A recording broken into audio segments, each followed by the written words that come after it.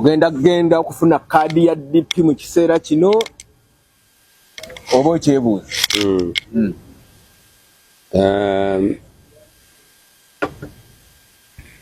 Mao bw'abanga akyali president wa DP sijja kunona kaadi ya DP kubanga teyawangula. Kadde mwako Mao bw'anaaba akyali president wa DP sijja kunona kaadi ya DP. Ab'emiti yana abakuwagira ng'oli wa DP tebawagira kibiina just bawagira omuntu, abamu ne bawagira ekibiina, abalala ne bawagira entegeka.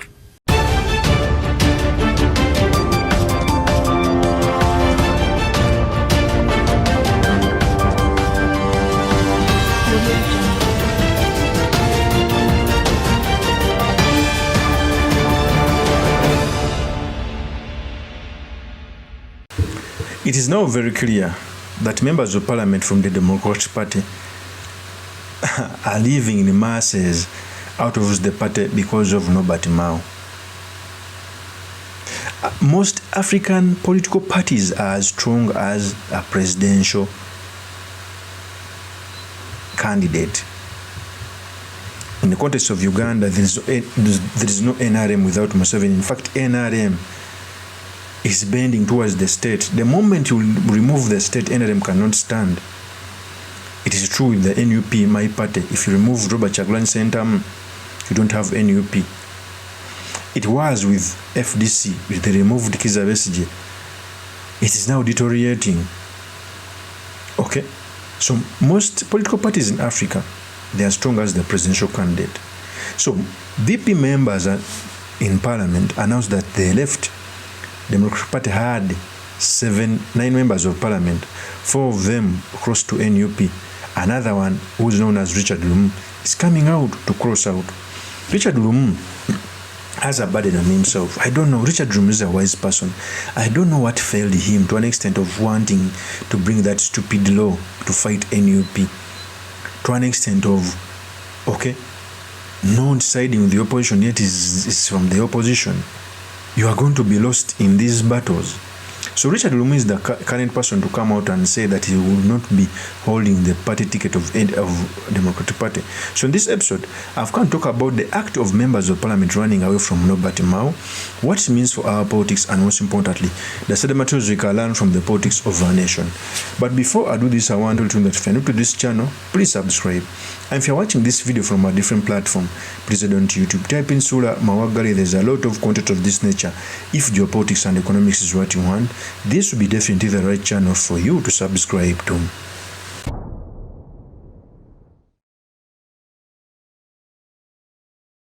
First of all, the Democratic Party lost its glory after Semogere, because Semogere was the official position.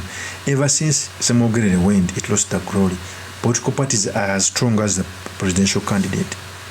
Now, when Sebana came, Sebana was relatively somehow not strong.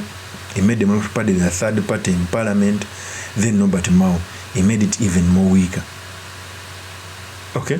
Even away from NOBERT MAO, even those who are at the helm of the Democratic Party don't like NOBERT MAO. That's why there is no doubt that NOBERT MAO is a wise person. Very wise, by the way. Unfortunately, is being used by the dictator. But one of the biggest hypocrites who is with NOBERT MAO is Mukasa Ambide. Okay? To show you that NOBERT MAO people don't like him within the party. In the last election, the vice president of the party, Mukasa Ambide, never supported NOBERT MAO. The vice president. That's so hypocritical. How can you tell me that your vice president tells you that I'm going to support Chagulanyi, yet I'm on a DP ticket?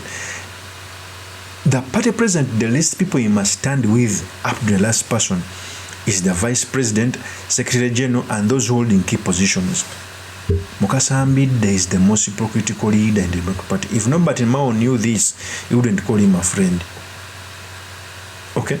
He's an opportunist. For me, I even started to think that the reason as why NOBERT MAO decided eventually to fall for General Kaguta Museveni, Mukasa Ambide was playing with the NRM to get the Iyala. Now, after getting the Iyala, in the 2021 general election, he held a DP ticket and he came out to say that he's supporting Chagulanyi. To be an opportunist and left his presidential general Do you know when you are vice president of party? Imagine if Chigongo, the vice chairperson of NRM, went out to say, I'm NRM, but I'm not supporting Museveni. Or the vice president of NUP, Buganda, Mwanga Chivuni came out to say, I'm an NUP, I'm not going to support Bobby Wine. Mukasa Ambide is the most hypocrite person around Nobert Mao. And for me, I keep on telling people that when you are also an hypocrite, God surrounds you with hypocrites.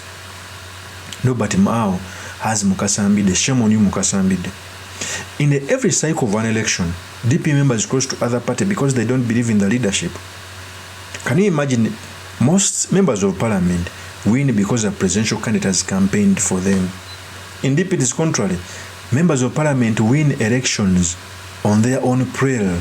In fact, during election, they don't even want to associate themselves with the President General.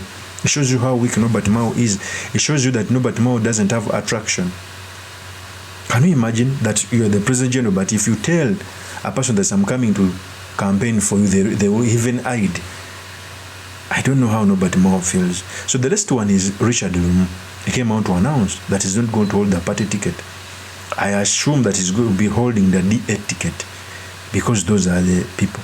Among the 9 members of parliament, all of them have announced their remaining 3. I think Sarah Mara, since he wants to contest as DP President General, is remaining. Lurume also, I don't see him joining NUP, and 2 others are remaining 4. And they are not sure that they regain their constituency. Before I proceed, let me play a tape as Richard Lumu was saying this. Here's the tape. Genda okufuna kadi ya DP mu kiseera kino oba okyebuuza.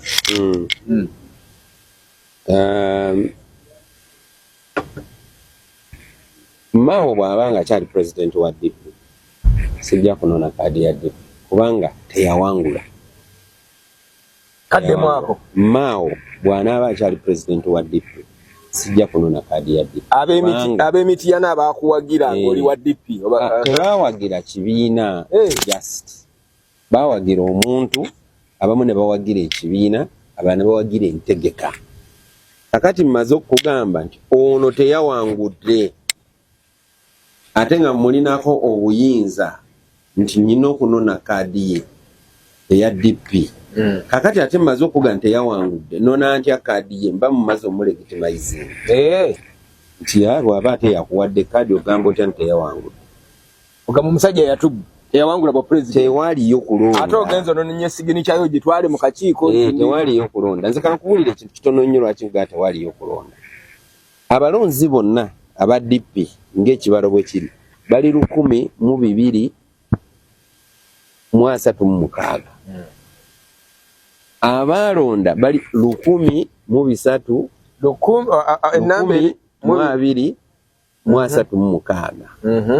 Abalonda bali 1,366. Kati aba bali extra bava. Mwatondayo constituency empya. Kati ate kankuweyo ekirala. Parliamentary group eya DP yabaka yalimu abantu 108. Naawe okimanyi abantu abasinga bwe twava mu kalulu baasala eddiiro ne bagenda. Abantu be nnalabye embalala nga bali mu parliamentary group bali 20. Bakitegeeza 8 mu tebajja. Naye ate bonna baalonda. Ani yabalondera? Siranda ne banne. Waliyo chairman weruwero Kibirango. Munamu kimanyi kati wa NUP. Naye yalonda embalala. Nga talinnyeeyo nga n'okumanya tamanyi nti alonda. Waliyo ku National Executive Committee abantu nga tuli mu biti 2. Oli mubaka ate ng'oli parliamentary group. Kiba kitegeeza nti bw'olonda olondera sayidi emu. Olonda ng'omubaka tolonda nga National Executive Member. Naye ate bw'obala obululu ate n'eri twalonda aye n'eno ne tulonda. Mao kadi gy'asinze okuzannya ya tribalism. Okuteekawo okukyawagana mu mawanga. Twatuulaawo wansi awo. Mao n'aleeta essimu ye n'angamba waliwo kino ku ssimu. Nze nasoma amateeka oba abantu tebakimanyi bakitegeera. Looya tebamulagira ku ssimu. Ekyokubiri looya ayina okugenda n'yeekenneenya biki by'omuwadde. Naye n'ondagira ku ssimu ndi mwana wa nnyoko gwolagira ku simu. Naye bwe nalaba omutwe ogwaliko ne mugamba ebigambo bino, amazima yali tagoogera nga yagoogerera Soroti mu National Council. N'agamba ye yadraftinga endagaano, n'agamba nti yali yayogera dda ne Yoweri Museveni era nakkaanya naye yagenda kuba minisita. N'agamba ekyokubiri, namugamba nti omuntu omulala yenna asobola okusala eddiiro naye si pulezidenti wa kibiina. Nakimugambira awo wansi. Era bwe namala okimugamba nze ne ntambula ne ŋŋenda. Twaliwo nze, Sebamala, Okoti n'Okero, abalala tebasobola kujja. Kakati oluusi abalaga ekiwandiiko ekiri ku ssimu, ekiri ku ssimu yabasheyalingirako, yakitusheyalingira wayiseewo emyaka 3. endagaano yagenda dda nga tumaze omuteeka ku muliro najja n'akituseyalingirako. Kakati obulimba n'obukuusa bwa Mao nabwo bususse. Alimba nnyo nti kati ekyo yakikola nga ze yamaze dda okukkaanya n'oli. Era mujjukire nti ffe bwe twava wano waayitawo ennaku 4 ne bamufuula minisita. Kaakati oba wali otwebuuzizzaako, ate ffe twayitawo kuwa nti ffe tulowooza bwe tuti.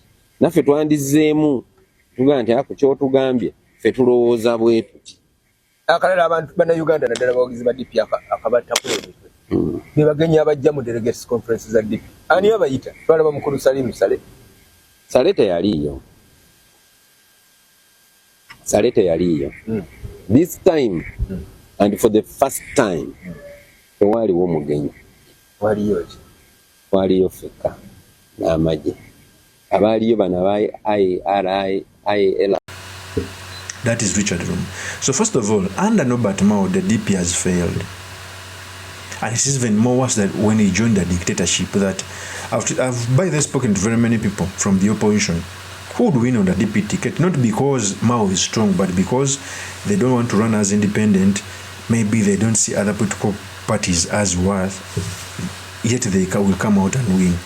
But since DP is now put together with NRM and NRM performed this in Uganda, they feel shy to hold the DP ticket because they will have a lot of cases to say.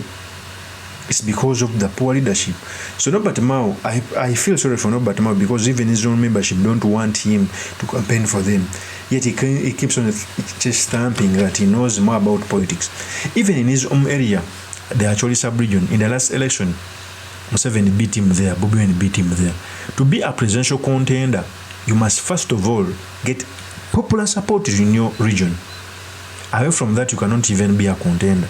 That's what NOBERT MAO is facing. The good thing, he has moved from the ladder as now a minister. At least on his CV, there will be a minister of justice. But to get power, I don't see that NOBERT MAO can come near power. The biggest thing he can use DP force to negotiate either post Museveni to get something small. Other than that, I don't see it. I don't see DP and NOBERT MAO surpassing leaps and bounds unless they get new leadership. But also, NOBERT MAO should understand that the first enemy within DP is Mukasambi, an opportunist who doesn't believe in you. I'm putting the veil off your eyes. Go see the 2020 election when he dumped you, yet he's the vice president. It shows you the opportunist in Mukasambi. Of course, that's my opinion. Do make us by commenting about this. Thank you very much for listening in. If this is your first time on this YouTube channel, I implore you to subscribe, like, and comment so they can be motivated to do more of such videos. I'll see you on another one. Peace.